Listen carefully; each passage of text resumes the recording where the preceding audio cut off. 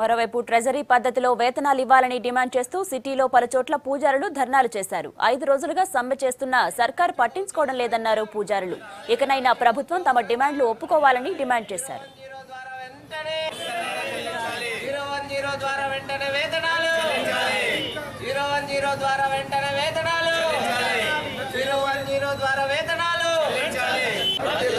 అర్చక ఉద్యోగ సంఘం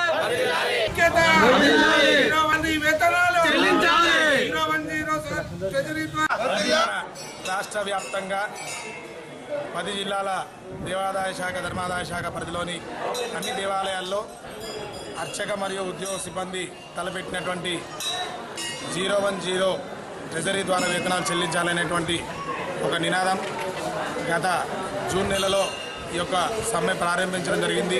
ఒకటి దేవాదాయ శాఖ ప్రధాన కార్యాలయంలో పనిచేస్తున్నటువంటి ఉన్నతాధికారులు అక్కడి ఉద్యోగులకి ఏ విధంగా అయితే ట్రెజరీ వేతనాలు స్కేల్స్ ఉన్నాయో ట్రెజరీ ద్వారా వేతనాలు మీకు ఇస్తాము అనేటువంటి హామీ ప్రకటన మీడియా ద్వారా ముఖ్యమంత్రి గారే స్వయంగా చెప్తే మాత్రం ఈ యొక్క సమ్మె విరమింపజేసే ప్రసక్తే లేదు. పక్కన తమిళనాడు రాష్ట్రము, కర్ణాటక రాష్ట్రాల్లో ఎప్పుడో ట్రెజరీ శాలీస్ అయినాయి.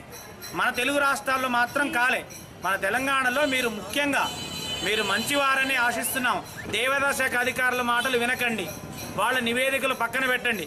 సుప్రీంకోర్టు ఇచ్చిన ప్రకారంగా సెంట్రల్ ఇండస్ట్రియల్ సిబ్బందిగా గుర్తించి మమ్మలను ప్రభుత్వ వేతనాలుగా ఇవ్వమని అంటున్నాం. 010 ట్రెజరీ వేతనాలు చెల్లిస్తామని ముఖ్యమంత్రి గారు హామీ ఇచ్చేంత వరకు కూడా ఈ సమ్మె కొనసాగుతుందని, అడిషనల్ కమిషనర్ దగ్గర నుంచి స్వీపర్ వరకు కూడా సక్రమమైన నియామకాలు మా దేవాదాయ ధర్మాదాయ శాఖలో జరగలేదు. ప్రభుత్వ పరంగా తీసుకునే చర్యలు వేటికైనా సరే మేము బాధ్యులమే. కాబట్టి మా ఆలయాలను పరిరక్షించుకోవటము, ఆలయాలను అభివృద్ధి చేయటము, అధికారులు నిర్లక్ష్య ధోరణి విడనాడి ఈ యొక్క 6,000 మంది ఉద్యోగుల భవిష్యత్తులు వాళ్ళ కడుపు మంటను చల్లార్చాలని చెప్పేసి ముఖంగా కేసీఆర్ గారికి మేము విన్నవించుకుంటున్నాము.